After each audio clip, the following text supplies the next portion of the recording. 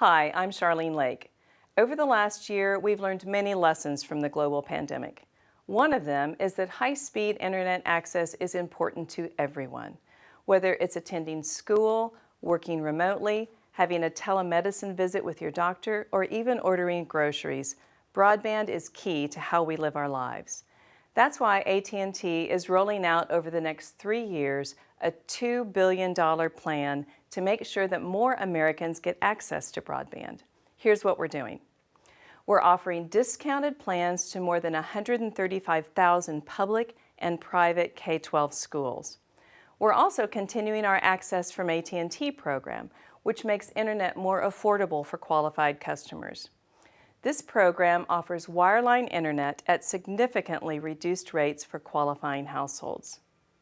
In addition, we're participating in the Federal Emergency Broadband Benefit Program.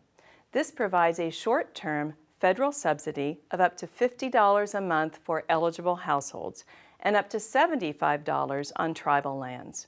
But we're not stopping there. We are hyper-focused on helping students.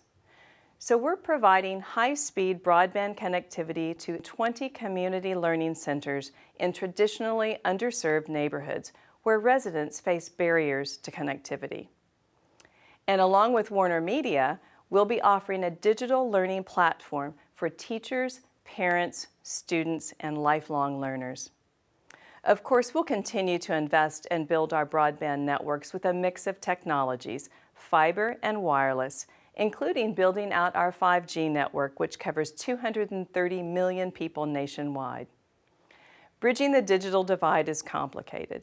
It's going to take the combined efforts of private companies as well as elected officials and policymakers creating long-term and sustainable solutions. By working together, we can get more Americans online to take advantage of our connected world.